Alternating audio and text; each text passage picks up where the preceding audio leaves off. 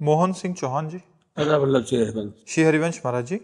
महाराज जी, अगर हम निरंतर नाम जप करके भगवान की प्राप्ति करें, या महाराज जी दूसरा पक्ष रख रहे हैं कि मनमाने आचरण से धन कमाकर भंडारा करने, मंदिर बनवाएं, पुजारी बिठा दें वहां, तो महाराज जी दोनों में से कौन सा उत्तम है? उत्तम की बात कहते हो? मनमानी आचरण करके भंडारा खवाओगे और पुजारी बैठा दोगे तो नरक जाओगे। मनमानी पैसा कमाओगे, मनमानी शब्द है मनमानी, मनमानी में अधर्म भी आता है। धर्म से धन कमाएंगे, शब्दों का ही उत्तर होता है। धर्म अर्थ काम मोक्ष, धर्म से धन कमाएंगे और कम से कम खर्चा करके हम दूसरों को खवाएंगे, दूसरों की सेवा करेंगे, ठाकुर जी को विराजमान करके, और हम सेवा पूजा करवाएंगे और स्वयं भगवान का चिंतन करेंगे, भगवान की कथा सुनेंगे। इससे तो भगवत प्राप्ति होगी।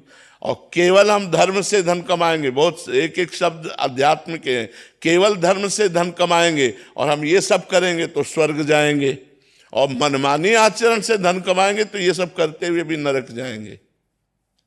जैसे आप 10 लाख रुपए पापाचरण से कमाए और 1 लाख रुपए संत को दे दिए, और वो संत जब वो 1 लाख रुपए प्रयोग करेगा तो उसकी बुद्धि भजन में नहीं लगेगी, तो आपका वो पाप तो बना ही, और संत का भजन न कराने का वो पाप बना, दोनों तुम्हें नरक ले जाएंगे। धर्म से जो दान शब्द है वो है कि धन मेहनत से कमाया, धर्म से कमाया, तो 100 रुपए में 10 रुपए दे सकते हो किसी को, 90 रुपए तुम प्रयोग करो और 10 रुपए किसी गरीब को, बीमार को, किसी को भी दे सकते हो। ये तुम्हारा दान बढ़िया रहेगा, धर्मयुक्त रहेगा। मनमानी आचरण से तो ये भूल कर रहे हैं जो लोग मनमानी पापाचरण करके सोचते हैं कि हम दे देते संत को तो वो नरक जाओगे, और उस संत की भी बुद्धि भ्रष्ट हो जाएगी और आपको भी नरक जाना पड़ेगा। ममता शर्मा जी। राधे राधे महाराज। राधे राधे महाराज जी। महाराज जी, क्या संतान से सुख की आकांक्षा करना अनुचित है? नहीं, संतान सुख की आकांक्षा और संतान से सुख की आकांक्षा गृहस्थ धर्म में करना ही चाहिए। जब महाराज दशरथ जी के बहुत समय तक पुत्र नहीं हुआ तो चिंतित हुए ना, चिंतित होकर के ऋष्य श्रृंग ऋषि को बुलाया गया, फिर पुत्रेष्टि यज्ञ हुई, फिर भगवान श्री राम, भरत, लक्ष्मण, शत्रुघ्न इनका प्रादुर्भाव हुआ। तो संतान सुख की आकांक्षा करना और संतान से सुख की आकांक्षा करना ये गृहस्थ धर्म से युक्त है, ना कि परमार्थ से। परमार्थ से तो हमारा कर्तव्य है, यदि संतान उत्पन्न हो जाती है तो उसको दुलार करना, पढ़ाना, लिखाना, उसका ब्याह करना, लेकिन सुख भगवान से चाहना। परमार्थ का स्वरूप है सुख सिंधु भगवान से सुख चाहना और भावे रखना, नाथ सकल संपदा तुम्हारी, मैं सेवक समेत सुत नारी। ये परिवार सब कुछ प्रभु आपका है, मैं आपसे ही सुख चाहती हूँ, ना कि पुत्र से। अगर हम संतान से सुख चाहेंगे और कल वो प्रतिकूल चलेगा, बच्चा प्रतिकूल हो गया, तो हमारा पूरा जीवन दुखमय हो जाएगा, नरक में हो जाएगा। लेकिन हमने संतान से सुख चाहा ही नहीं, भगवान से सुख चाहा, तो हमें प्रसन्नता होगी कि ठीक है, हमारे कोई प्रारब्ध कर्म ऐसे हैं पूर्व के जिससे पुत्र रूप में आकर ही हमको प्रतिकूलता और दुख देता है, लेकिन सुख तो भगवान देंगे ना। हम प्रारब्ध भोग लेते हैं और भगवान का चिंतन करते हैं तो उससे आनंद की प्राप्ति हो जाएगी। अगर हम केवल पुत्र के ही भरोसे रहेंगे तो पुत्र नाशवान है, और पुत्र प्रकृति के अधीन त्रिगुण माया से युक्त है, वो हमें सुख नहीं दे पाएगा। गृहस्थी में ये रहता है पुत्र की आकांक्षा और पुत्र से सुख की प्राप्ति की आकांक्षा। नागेंद्र यादव जी, आजमगढ़ से। राधे राधे महाराज जी। महाराज जी, पलटूदास जी महाराज कहते हैं कि पलटू लिखा नसीब का, संत देत हैं फेर, सांच दिल नहीं आपना, तासे लागे देर। महाराज जी, इस कलयुग में संत दर्शन का फल क्या है महाराज जी?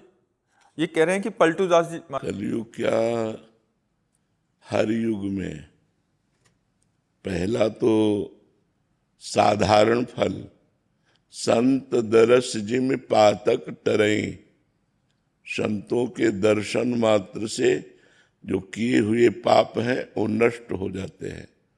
गंगा पापम शशीतापम दैन्यम कल्पतरुस्तथा, पापम तापम तथा दैन्यम हरति साधु समागमा। गंगा जी केवल पाप को नष्ट करते हैं, चंद्रमा ताप को नष्ट करता है, कल्पतरु दरिद्रता को नष्ट करता है। यदि संतों का समागम हो जाए, संतों से अपनापन हो जाए और हम उनकी आज्ञा का पालन करने लगे तो पाप ताप दरिद्रता तीनों का नाश हो जाता है। दरस परस अगनास बास निज संग करो दिन, तिनमुख हरिजस सुनत श्रवण मानो न त्रपित छिन, कलि अभद्र वर्णत सहस कलि कामादिक दोष सब। जितने कलयुग के दोष हैं वो सब संत समागम से नष्ट हो जाते हैं। पाप ताप दैन्यता ये सब नष्ट हो जाती है। एक महान आनंद की अनुभूति होने लगती है जब हमारा भगवान से संबंध हो जाता है। तो वास्तविक पूछो तो संत दरस का फल है कि आप भले गृहस्थी में रहें लेकिन स्वभाव से संत बन जाना। पारस और संत में यही अंतर है कि पारस किसी लोहे को छूती है तो वो स्वर्ण बना देती है, लेकिन संत का हृदय अगर किसी से छू जाए तो उसे संत बना देता है, उसे निष्पाप महाभागवत बना देता है। तो संत दरस से बढ़कर के गिरजा संत समागम शम न लाभ कछवान। भगवान शंकर कहते हैं, हे गिरजा, संत समागम से बढ़कर कोई लाभ नहीं है। एक महापापी भी महाभागवत बन सकता है। जैसे राधा वल्लभी संप्रदाय के एक महान पुरुष हुए हैं, चतुर्भुज दास जी उनका नाम था। वो भ्रमण करते रहते थे संतों की मंडली लेकर जगत पावन करने के लिए। तो एक जगह वो भगवत कथा कह रहे थे, तो उसमें एक धनी मानी के यहाँ चोरी करके चोर भगा। तो राजकर्मचारियों ने पीछा किया तो बहुत बड़ी सभा लगी हुई थी, वो बीच में जल्दी से जाके बैठ गया। राजकर्मचारी ने देखा तो इधर गया, लेकिन उन्होंने विचार किया यहाँ संत समागम में चोर क्यों रुकेगा, तो वहां से क्रॉस कर गए। और उस समय कथा चल रही थी कि जो संतों की शरण में आ गया और उनसे गुरु दीक्षा ले ली, उसका नया जन्म हो जाता है, पीछे के सारे पाप नष्ट हो जाते हैं। वो उसके दिमाग में बात बैठ गई। जब सब लोग चले गए तो पीछे उठा और जाकर के प्रणाम किया और बोला, महाराज, पहली बार मैं जिंदगी में किसी संत के आगे हाथ जोड़ रहा हूं। आपकी एक बात सुनकर, आपने कहा कितना भी बड़ा पापी हो, यदि वो संत समागम करे, संतों की शरण में हो जाए, संतों से गुरु दीक्षा ले तो निष्पाप हो जाता। क्या मैं निष्पाप हो सकता हूं? मैं जीवन भर हिंसा चोरी व्यभिचार गंदे आचरण करता रहा, तो उनका हो सकते हो। पहला नियम, झूठ नहीं बोलोगे। दूसरा नियम, अब चोरी नहीं करोगे। तीसरा नियम, जो नाम देंगे उसको जप करोगे।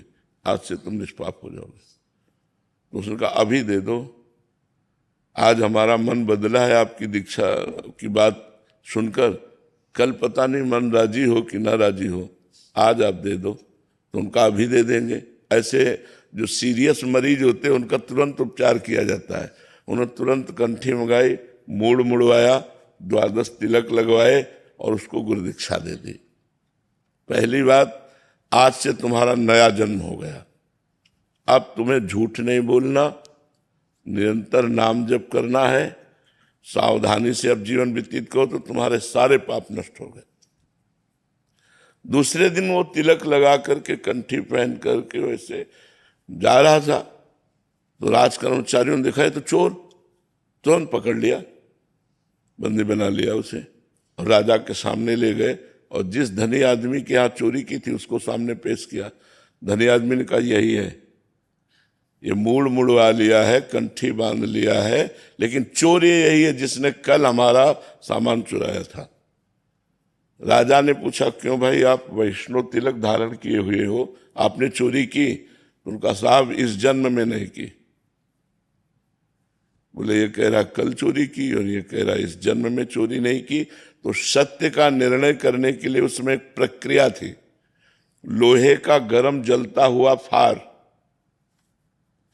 उसको हथेली पे पीपल की पत्ती रख करके और 7 बार कच्चे धागे से ऐसे करके और उसके हाथ में रखा जाता था और 7 कदम चलवाया जाता था।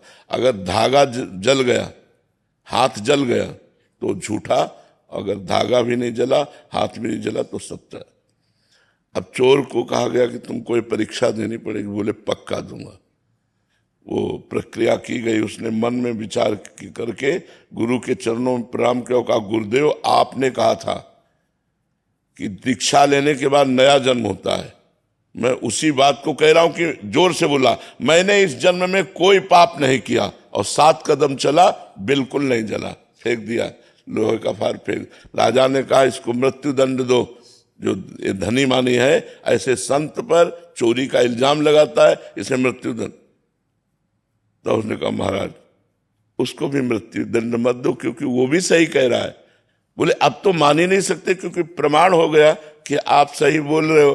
बोले महाराज मैं कल चोर था, आज नहीं चोर, कल चोर था आज। तो बोले तुमने कहा इस जन्म में पाप नहीं किया। बोले हाँ गुरुजी ने कहा था दीक्षा लेने के बाद नया जन्म होता है, तो मैंने इस जन्म में पाप नहीं किया। राजा बड़े प्रसन्न हुए और उन्होंने कहा अपने गुरुदेव के दर्शन कराओ। फिर वो चतुर्भुज दास जी के दर्शन करके वो भी उनका शिष्य हो गया। तो देखो संत दर्शन से घोर पापी नीच आदमी भी भगवान को प्राप्त हो सकता है, पक्की बात, इसमें कोई संशय नहीं है। संत दर्शन से संत स्वयं बन जाए तो सच्चा संत दर्शन माना जाता है। हमारे गंदे आचरण छूट जाए, हमारी गंदी भावनाएं सुधर जाए, हमारा नाम जब चलने लगे, हमें संसार के भोगों की चाह न रह जाए, यही संतों के दर्शन का फल है। किसका प्रश्न था, आप समझ पाए प्रभु? अमोल जी पुणे से। राधे राधे। राधे राधे महाराज जी। महाराज जी श्री गुरु की दीक्षा और अनुग्रह में क्या अंतर है? वैसे गुरु दीक्षा ही अनुग्रह है यदि हम उसको मान लेते हैं तो। अगर गुरु दीक्षा को हम गुरु कृपा मान लेते हैं, क्योंकि गुरु जी का जो जीवन होता है वो मंत्र होता है, नाम सुकृत धन अपनी जीवन अतिहित मान देत वरदान, वृंदावन हित बलिपद पावन, भक्ति प्रकाशत ज्यो जग भान, नमो नमो गुरु कृपा निधान, नमो नमो गुरु कृपा निधान। गुरुदेव ने नाम रूपी मंत्र रूपी अपनी पूरी जीवन शक्ति दे दी आपको। इससे बड़ा अनुग्रह क्या होगा? अब हम क्या करें? उस नाम का निरंतर जप करें तो प्रतिपल हमें गुरु कृपा का अनुभव होगा। अब नाम जपते नहीं, मनमानी आचरण करते हैं तो फिर गुरु अनुग्रह प्राप्त नहीं होगा। गुरु अनुग्रह वही माना जाएगा जब नाम और मंत्र मिला और उस पर हम डट के चल दिए, फिर आगे चलकर अनुग्रह होता है। एक बार काफी समय हो गया गुरु जी की सेवा में रहते हुए, तो एक दिन वो ऐसे यमुना किनारे टहल रहे थे। उन्होंने शिष्य से कहा देख नंद नंदन गौवें चराते हुए आ रहे हैं। उनका गुरु जी हमको तो नहीं दिखाई दे रहा। तो ऐसे चुप देख ना, दिखाई देने लगा। तो जब गुरु सेवा और गुरु भजन और गुरु में समर्पण, तो दिव्य लीलाओं का दर्शन गुरुदेव कृपा करते हैं जब तन मन प्राण गुरुदेव के चरणों में समर्पण हो जाते हैं।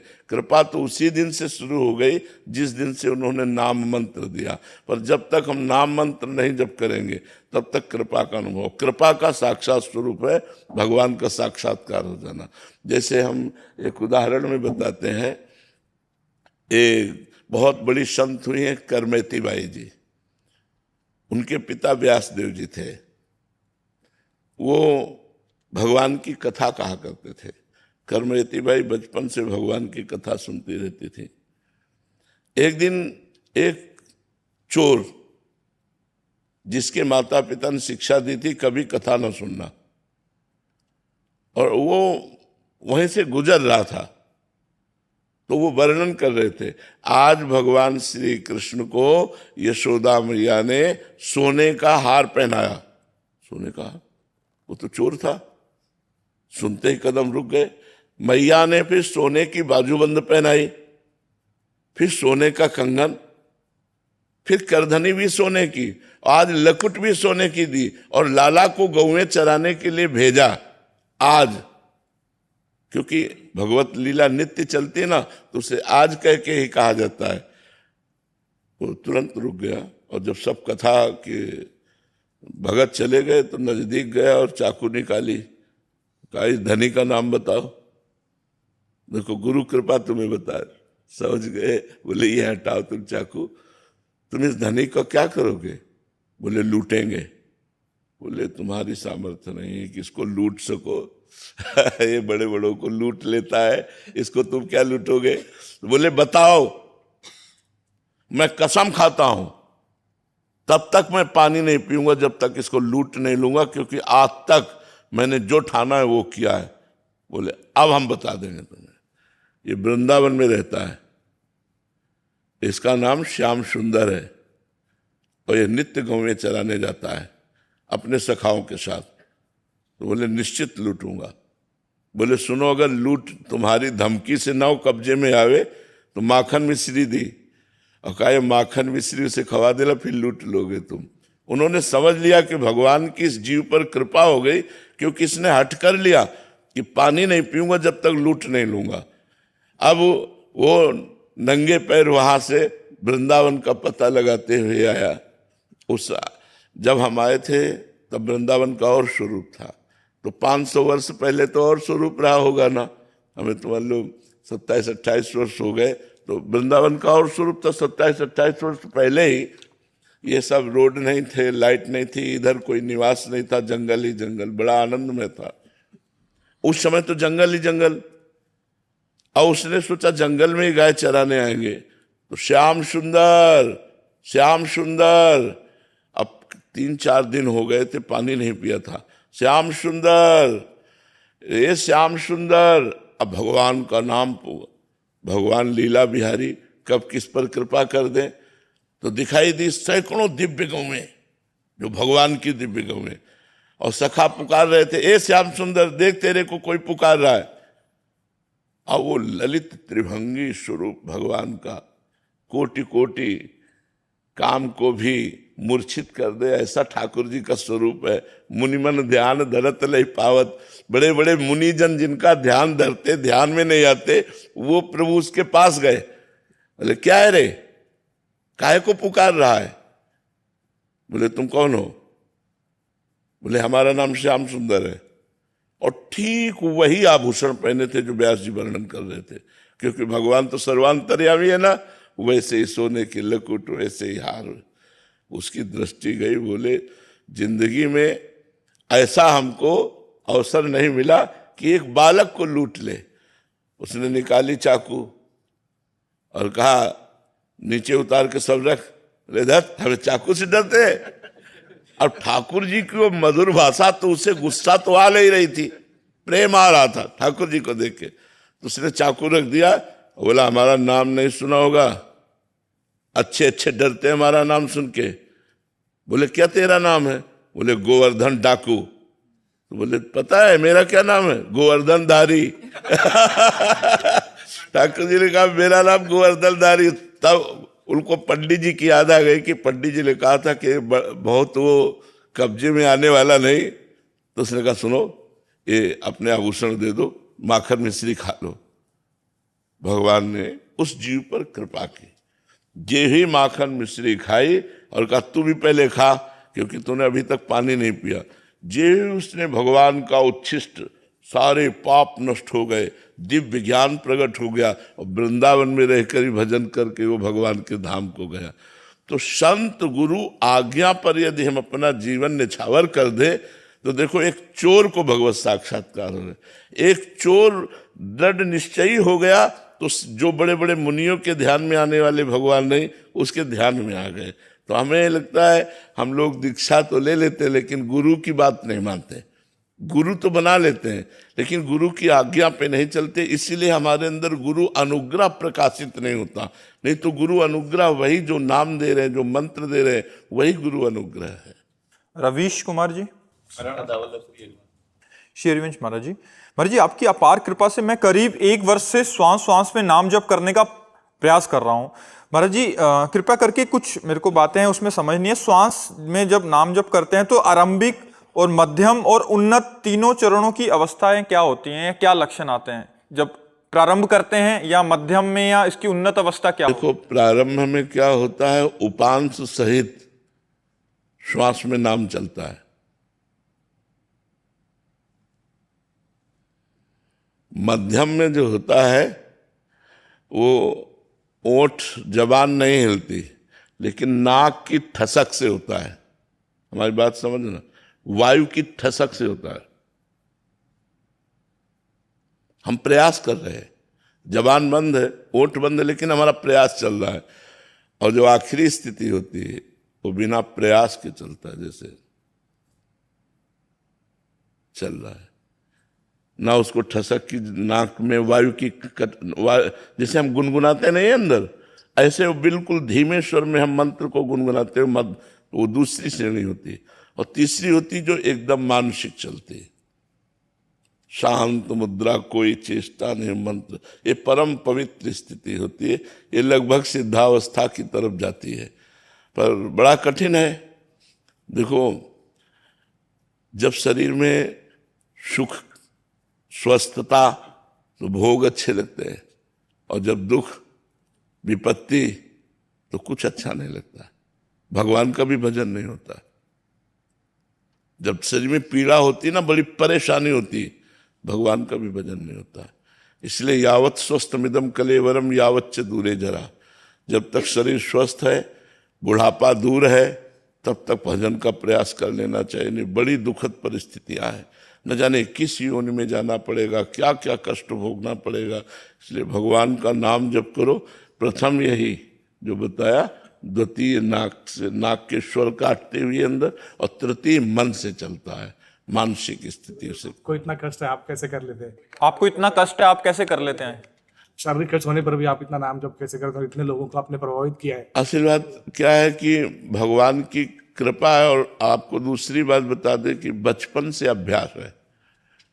जैसे बूढ़ा आदमी हो गया और हाथ कांप रहा हो, लेकिन वो शूटर रहा हो, तो वो निशाने पे ही गोली मारेगा, हाथ कांपते हुए भी, क्योंकि वो शूटर रहा है ना, जीवन भर उसने गोली चलाई है। अब हम लोगों को तुम गोली बंदूक पकड़ा दो तो जो भरने नहीं आता, चलाने नहीं आता। अभ्यास योग युक्त ने चेतसानंद। अब हमारे कोई और है नहीं, दुख में है तो उन्हीं में, सुख में है तो उन्हीं में।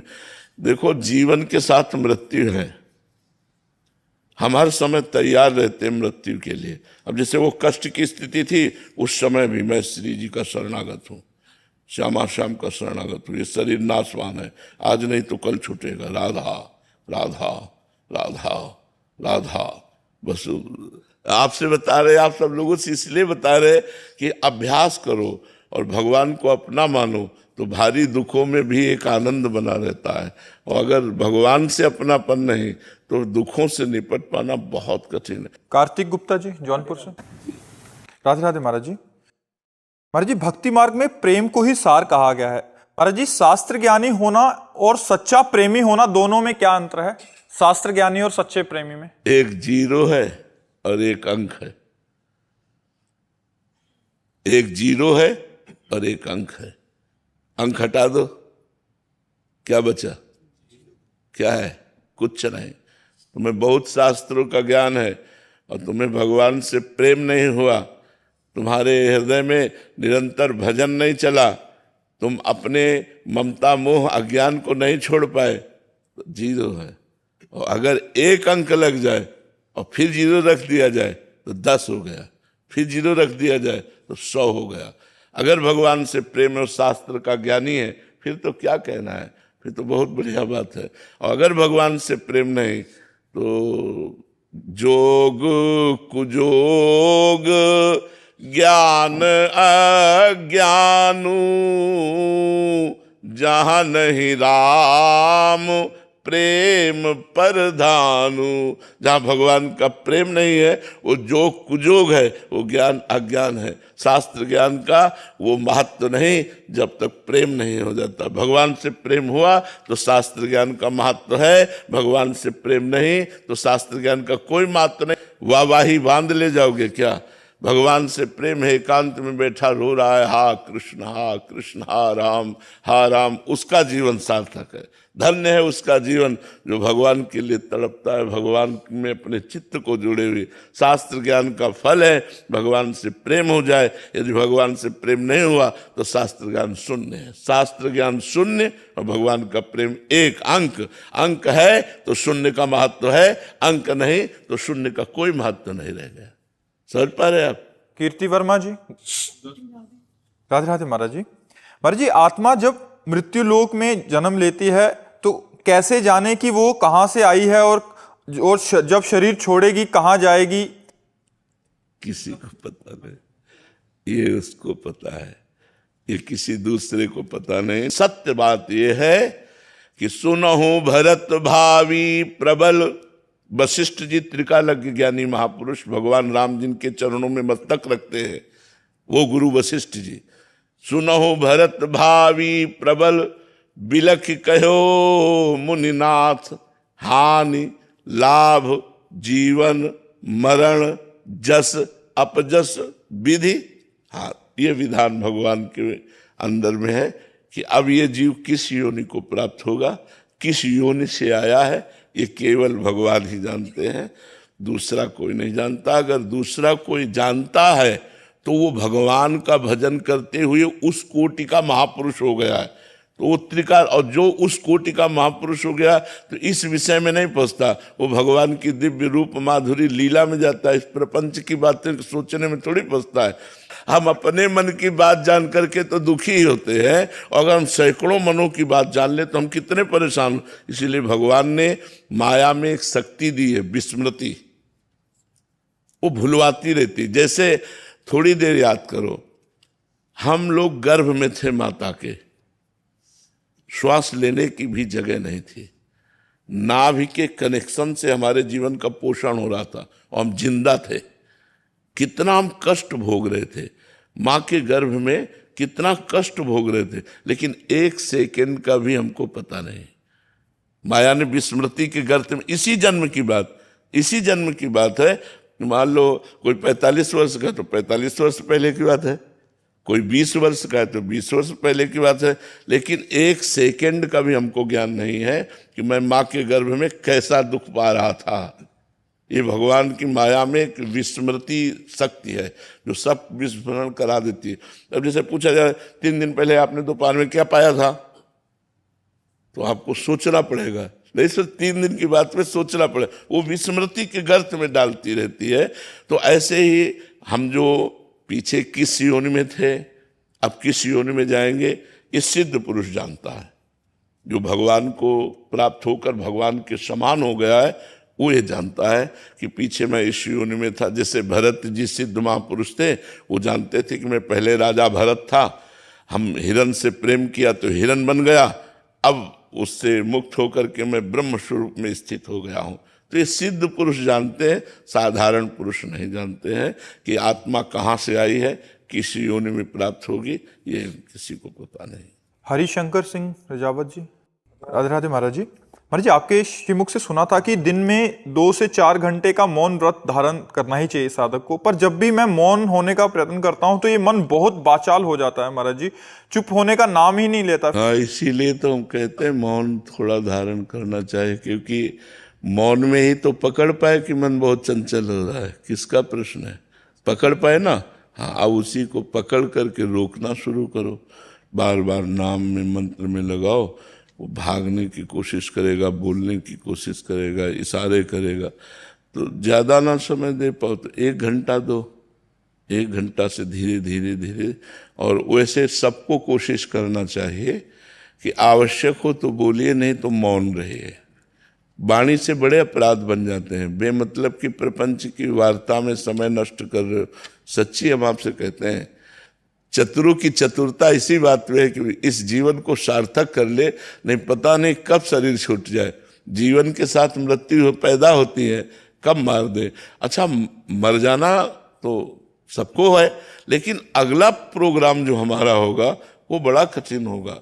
पता नहीं किस योनि में भेजा जाए, सुअर बना दिया जाए, कुत्ता बना दिया जाए, नाली का कीड़ा बना दिया जाए, पशु पंछी बना दिया, क्या बना दिया जाए।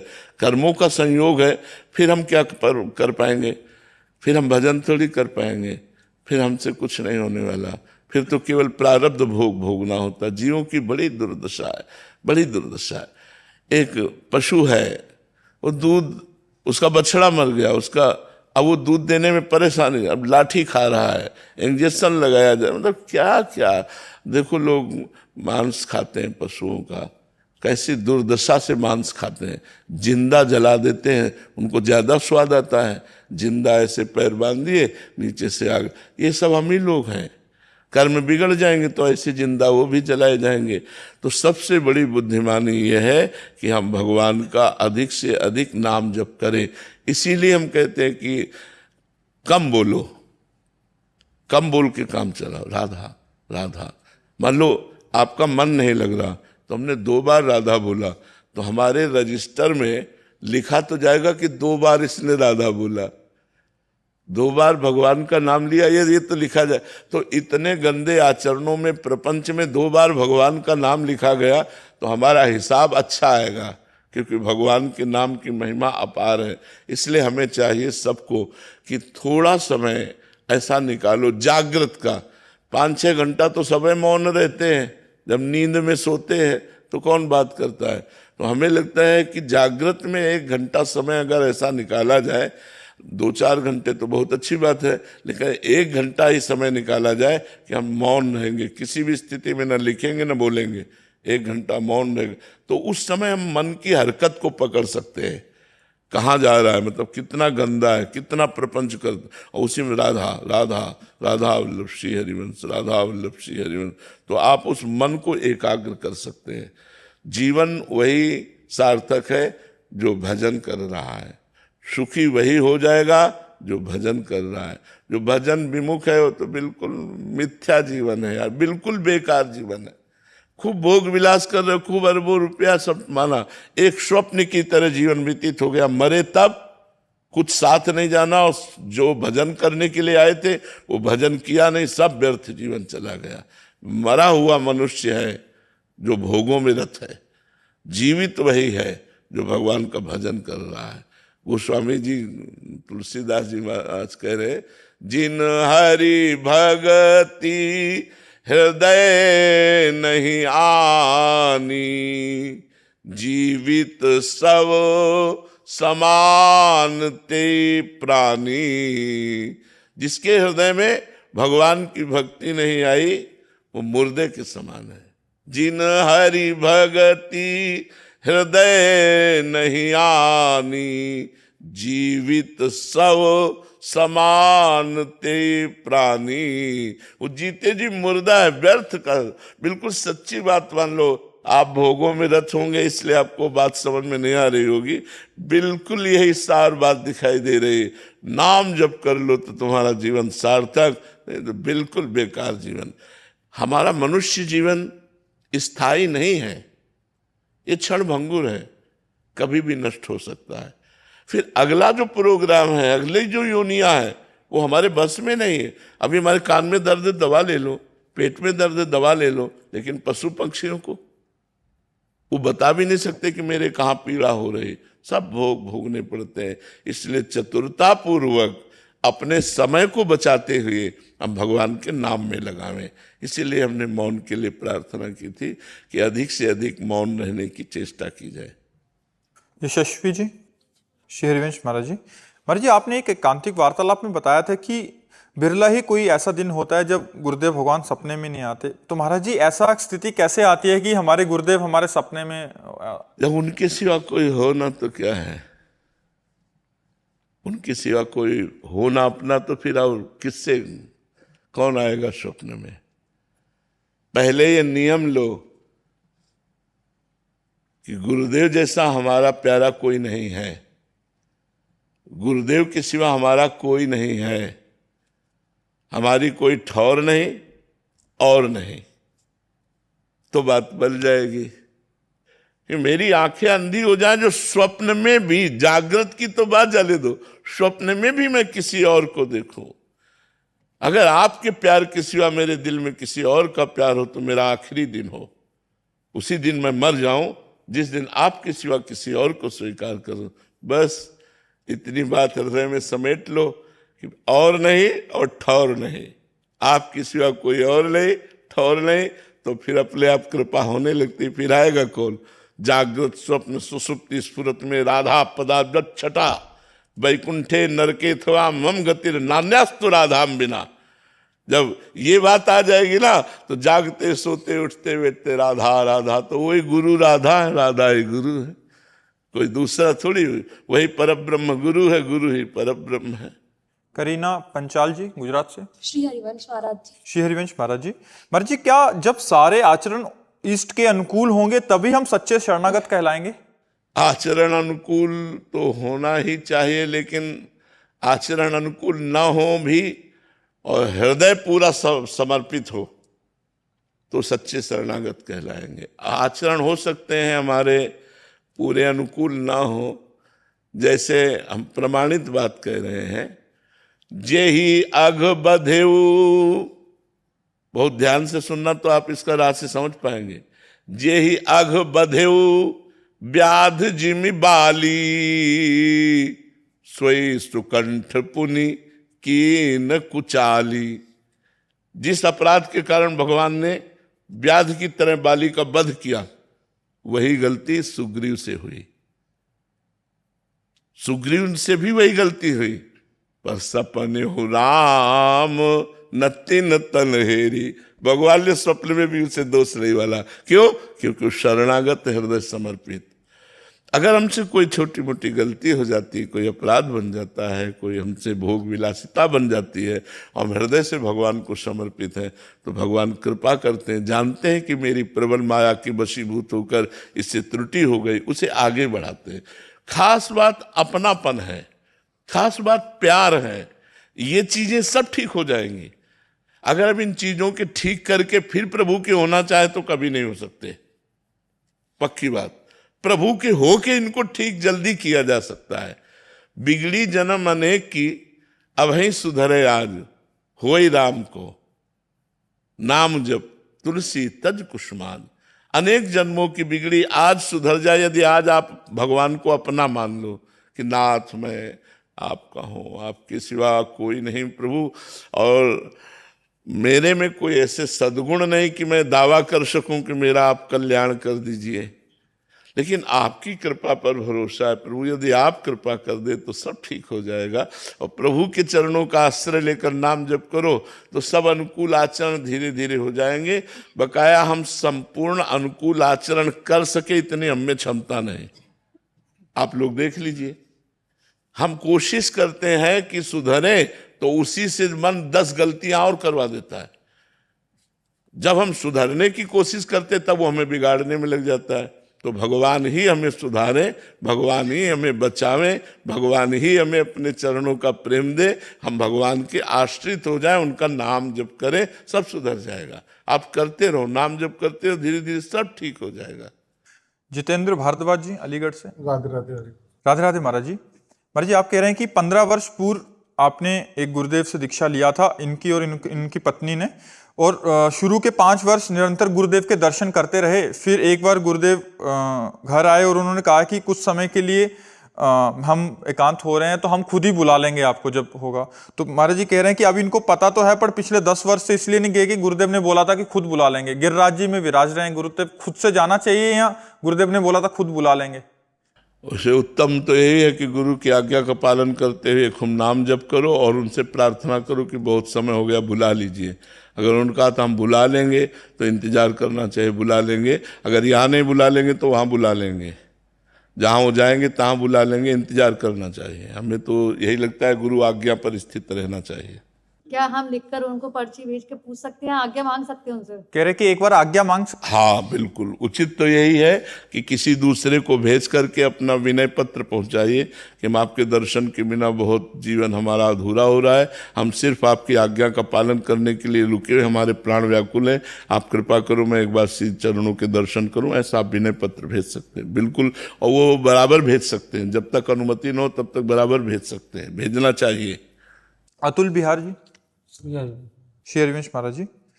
महाराज जी, श्री जी का साक्षात्कार या वृंदावन का प्रेम रस वृंदावन या ब्रज के बाहर प्राप्त नहीं किया जा सकता? क्यों नहीं प्राप्त किया? भाई जी हनुमान प्रसाद जी तो गोरखपुर में प्राप्त कर लिए, गीता वाटिका में राधा बाबा।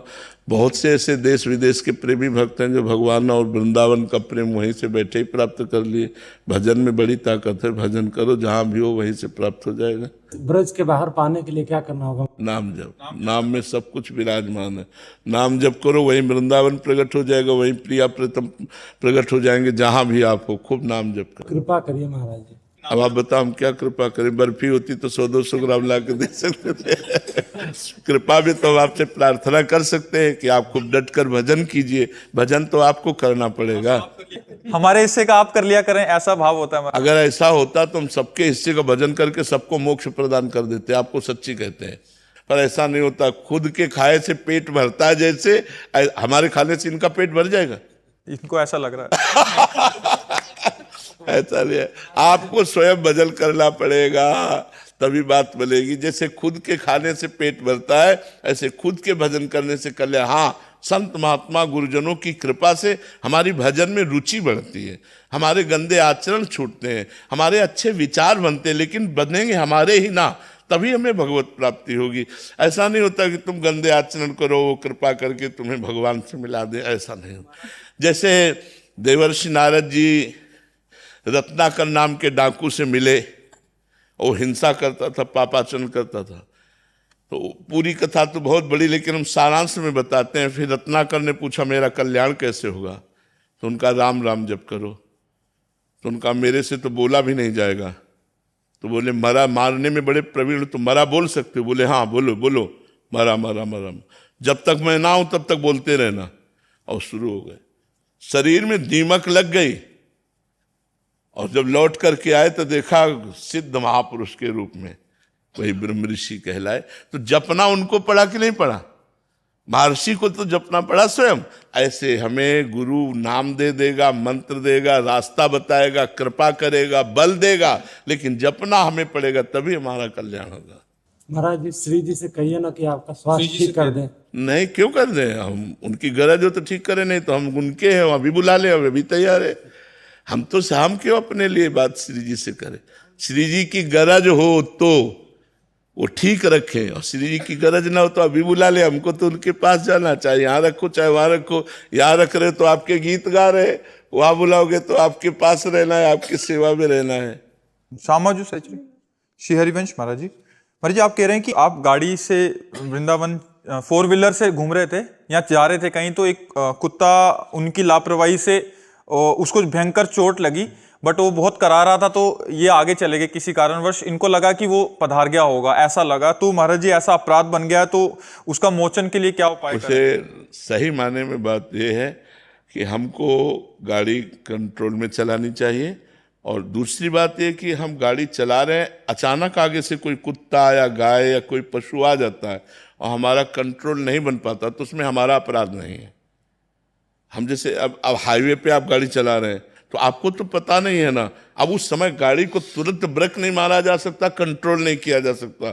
उस परिस्थिति में तो दोष नहीं, लेकिन साइड में कुत्ता बैठा हुआ है और आप उसके ऊपर गाड़ी चढ़ा देते हैं, ये आपका अपराध बनता है। आपको गाड़ी से उतरना चाहिए, उसकी हालत देखनी चाहिए, उसको अस्पताल ले जाना चाहिए, पशु अस्पताल, और उसकी दवा करानी चाहिए।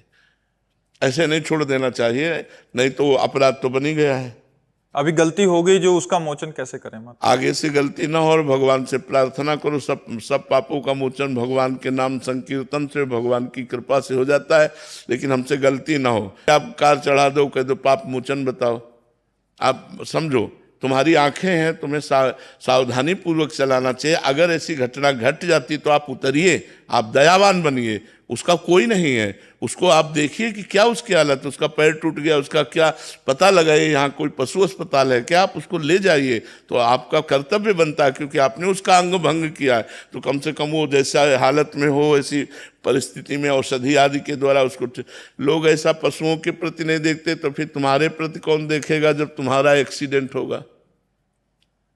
परिणाम तो आएगा ना, बस अपना स्वरूप लेकर के आएगा ना, और वो स्वभाव बन करके आएगा। 100 का स्वभाव मिलता है। अगर 1 रुपया दोगे तो 100 रुपया मिलेगा, और 1 चोरी करोगे तो स्वभाव तुम्हारे जाएंगे। तो 1 पाप बना तो स्वभाव बन करके वो आएगा, तो फिर तुम्हारी टांग टूटेगी कहीं ना कहीं। तो फिर, और उस समय कोई तुम्हें अस्पताल नहीं ले जाएगा, ऐसी जगह टूटेगी। मान लो आप आराम से फुटपाथ में जा रहे हो, मारा धक्का, आपकी टांग टूट गई। अब आप कराओ, आप वैसे ही कष्ट भोगो, फिर जब कष्ट का निवारण हो जाएगा जितने घंटे में, फिर आप वहां अस्पताल पहुंच पाओगे। विश्वास मानिए, एक एक कर्म का फल आपको भोगना पड़ेगा। इसलिए बहुत डरो, कोई ऐसा कर्म न बन जाए। अगर कर्म बन जाए तो दयावान बनो, उस समय उसकी सहायता करो। पशु है, वो किसी से नहीं कर सकता, केवल रो सकता है, और जब वो रोएगा परमात्मा सुनेगा तो तुम्हारे लिए हिसाब तैयार हो जाएगा।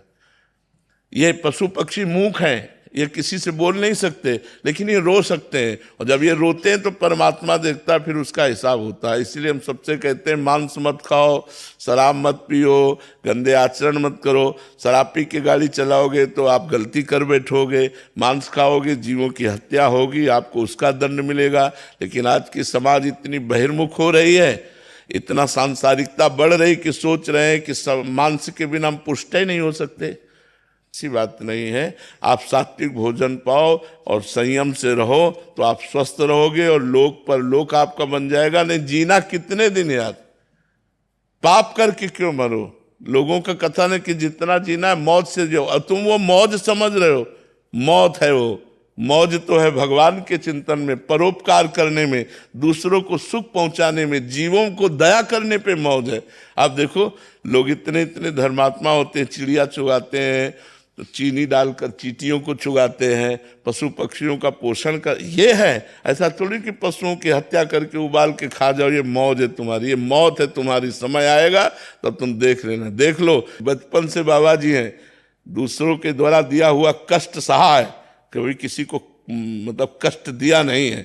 तो आज हमें परिणाम पूर्व जन्म का, किस कर्म का फल मिला है। तो आप सोचो आप लोगों के कर्म आपको क्या हिसाब दिखाएंगे समय आने पर।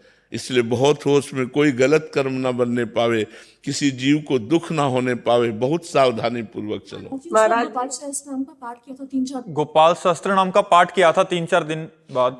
सबसे बड़ा परेशानी है कि आप गाड़ी से उतरी क्यों नहीं, आप उसको देखा क्यों नहीं। कुछ अपराध होते, जैसे अब रफ्तार से गाड़ी में होगा तो आप गोपाल सहस्त्र नाम पाठ कर लो, क्योंकि आपके कंट्रोल में कोई नहीं था। आप कंट्रोल में थी, आप उसे जान रहे, दुख पा रहा, फिर आप नीचे नहीं उतर रहे, तो गोपाल सहस्त्र नाम पाठ करते हुए भी उसका दंड मिलेगा आपको। एक कुछ अपराध ऐसे होते हैं जो अनजाने में अपराध, जिससे गाय भी मर जाए। हम कह रहे जिससे गाड़ी रफ्तार से चल रही, अब हाईवे पे या एक्सप्रेस जो बड़े बड़े रोड है, अब वो कंट्रोल नहीं कर सकता, वो अचानक भाग करके आई है और धक्का लगा मर गई, तो उस समय भगवान नाम कीर्तन आदि से वो बकाया वो माना नहीं जाएगा पाप, क्योंकि उस समय आपकी ना मानसिकता है कि आप उसे मारे, और ना आपके बस में कि आप गाड़ी रोक सके। लेकिन आप गाड़ी जाना कि वो पशु दुख युक्त हुआ और फिर भी आप छोड़ के चल दिए, ये प्रमाद स्थिति है। भगवान से प्रार्थना करो, वही क्षमा कर सकते। अरविंद जी, राधे राधे। राधे राधे महाराज जी। महाराज जी, जब जीव अपने स्वरूप का बोध कर लेता है तो आत्मा और परमात्मा एक हो जाते हैं या अलग रहते हैं? शीशा ऐसे रख देते हैं तो हम दो हो गए ना, शीशा रख दिया तो हम दो हो गए, एक हम और एक प्रतिबिंब, और शीशा पलटा दिया, एक बचे ना।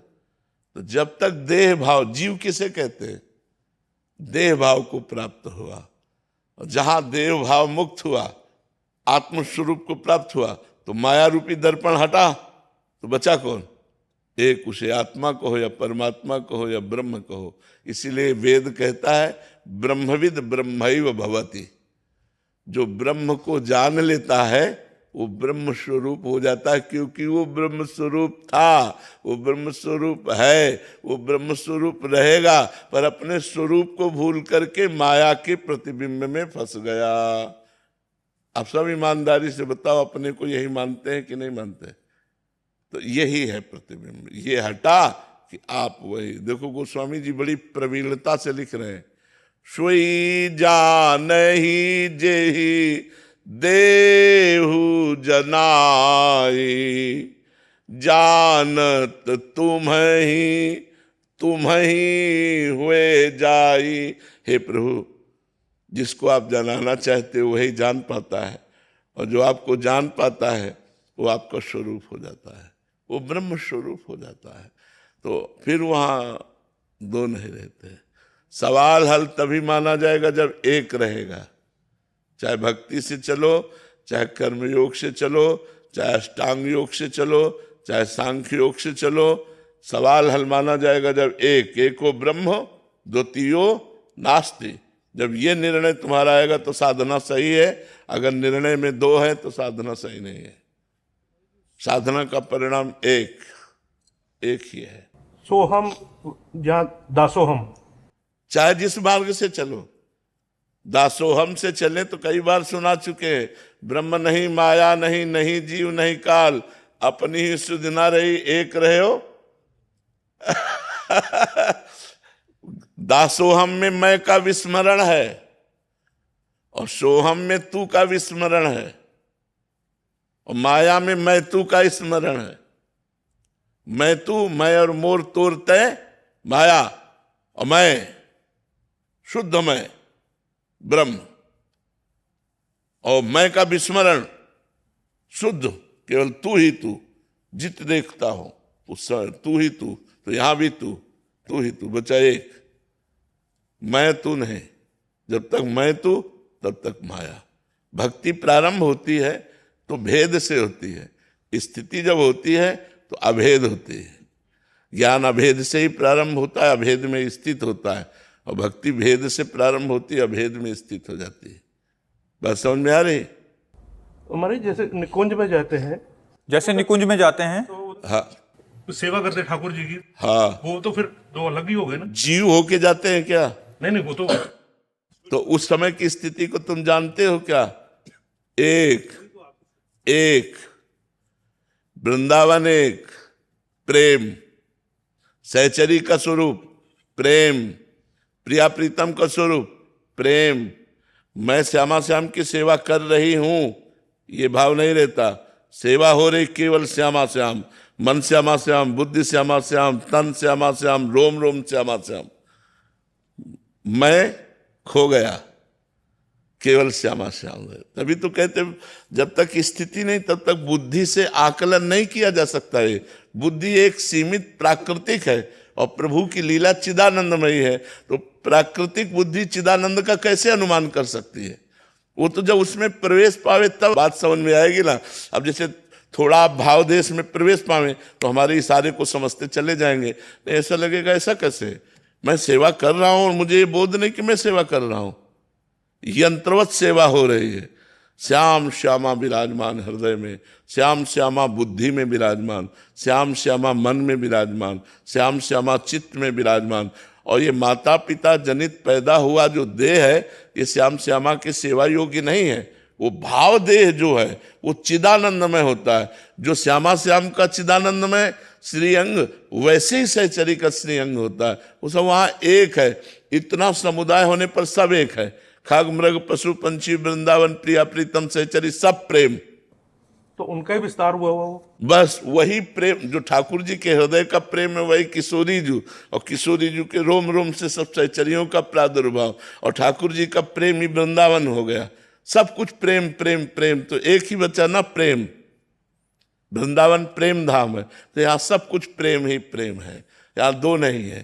प्रेम गलियति साकरी तामे दो न समाये, दो का प्रवेश नहीं है। समझ पा रहे आप? श्रीपाद अनंत प्रभु देसाई जी। राधे राधे। राधे राधे महाराज जी।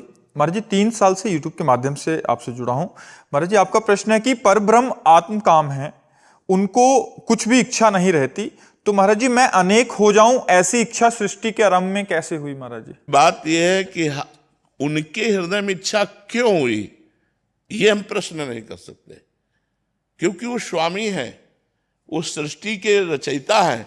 वो अपने आप में खेल रहे हैं। वो किसी और से खेलने की थोड़ी की इच्छा, अपने आप से अपने आप। जब खेलने की इच्छा करता है तो सृष्टि रच जाती है, और जब खेल करके शांत हो जाता है तो सृष्टि समिट जाती है, उसे महाप्रलय करते हैं। वो इसीलिए उसने रचा है, वो खेल रहा है, वो खेल रहा है। अब वो क्यों खेल रहा है, अब ये प्रश्न तो नहीं हो सकता। उसने एक को हम बहुत श्यामा ऐसा क्यों बोला, मैं एक से बहुत हो जाऊं ऐसी इच्छा क्यों की, तो हम आपको बताएं झूठा है, उसने किया ही नहीं, उसने इच्छा की ही नहीं, वो बहुश्यामा हुआ ही नहीं। वो एक ही है, दूसरा है ही नहीं। आप हमारी बात को समझ पा रहे हो जहां से हम बोल रहे? कैसे? जैसे स्वप्न में आप अनेक थे, आपका मन ही बाजार बना हुआ था, आपका मन ही शत्रु बना हुआ था, आपका मन ही मित्र बना हुआ था, आपका ही मन दुख बना हुआ था, आपका मन ही सुख बना हुआ था। लेकिन जब आप जगे तो क्या था? आपके सिवा कुछ था क्या? बस आपके सिवा कुछ है क्या? ये सब माया का था। उमा कहूं मैं अनुभव अपना, सत हरि भजन जगत सब सपना।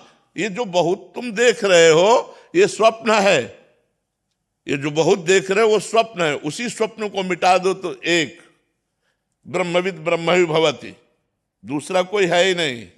अगर दूसरा दिखाई दे रहा है तो स्वप्न है।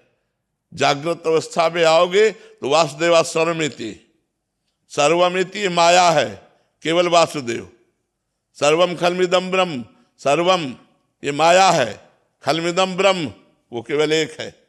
वो एक ही अनेक रूपों में भास रहा है। जैसे सूर्य एक है और 1 करोड़ घड़े रखे हैं, तो 1 करोड़ घड़े में 1 करोड़ सूर्य भास रहा है, ना कि सूर्य 1 करोड़ हो गया। घड़े फोड़ देने पर सूर्य पर कोई फर्क नहीं पड़ता, वो एक ही है। सत्य बोध होने पर ऐसा अनुभव में आएगा। जब तक ऐसा अनुभव में नहीं आएगा तब तक प्रश्न उठ जाएगा। और वो नहीं है, ये है, वो नहीं है,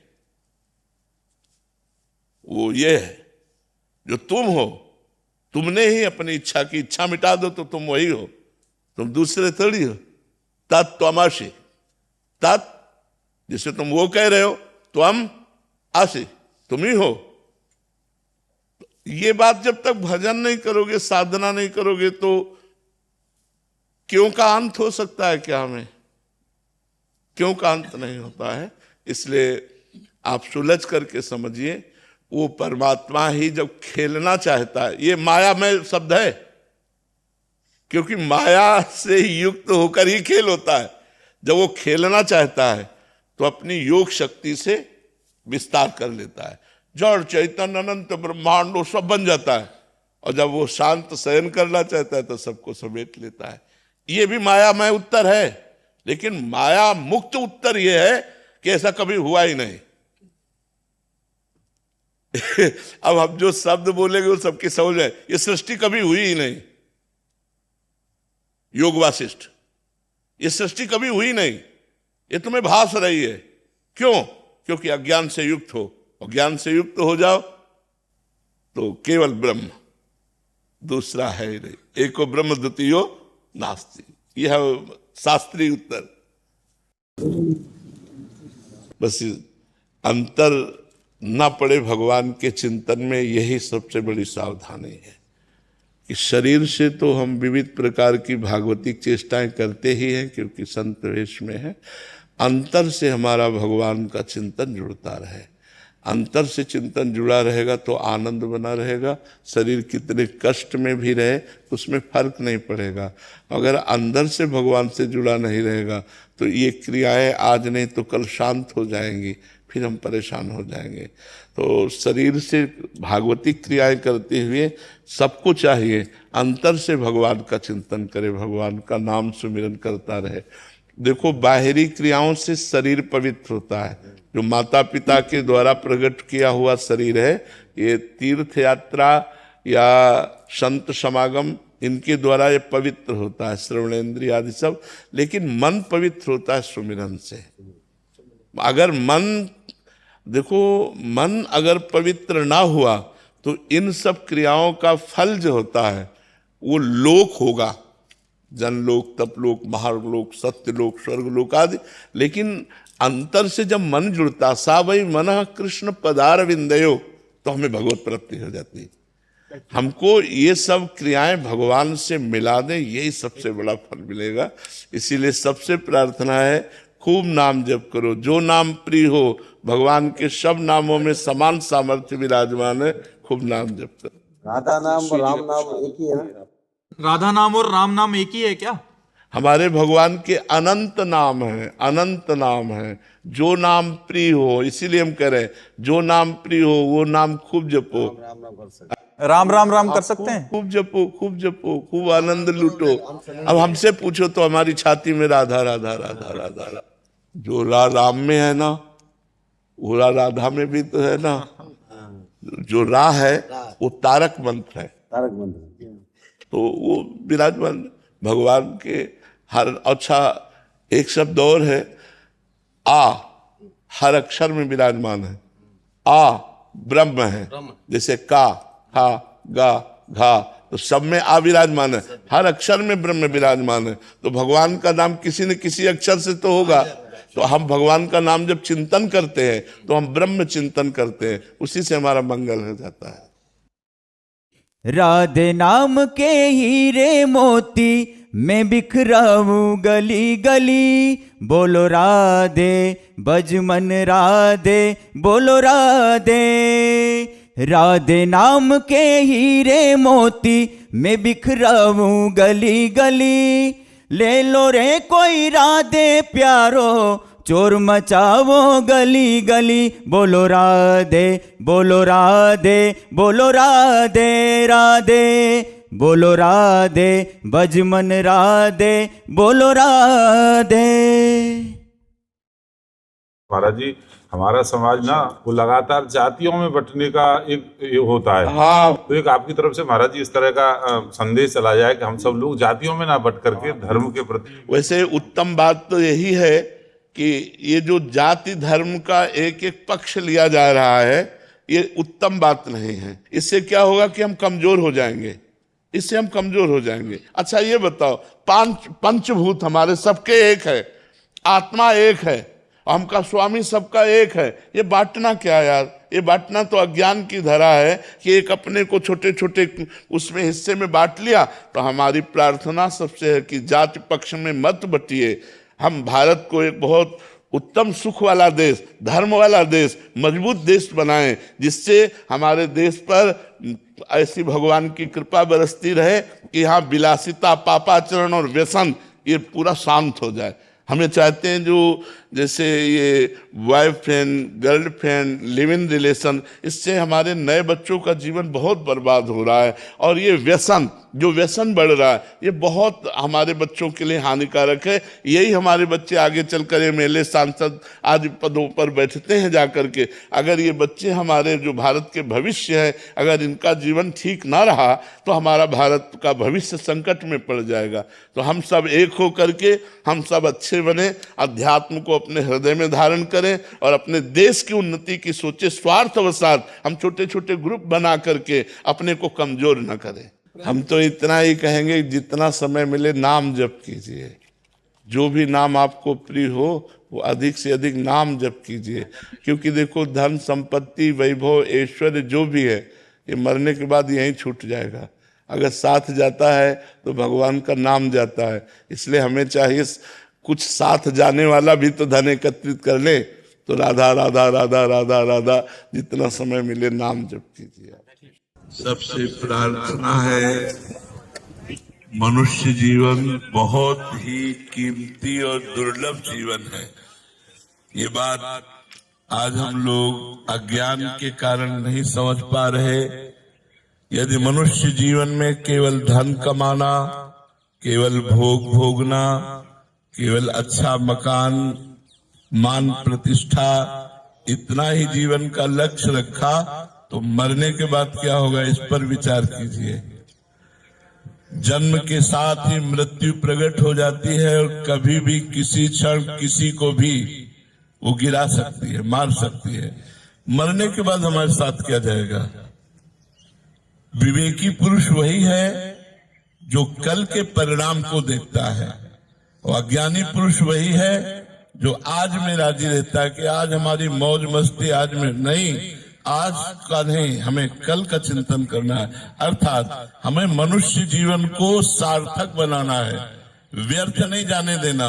मनुष्य जीवन की सार्थकता है निरंतर भगवान का स्मरण करते हुए, अपने कर्म को करके भगवान को समर्पित करते हुए परिवार में सुख पूर्वक जियो।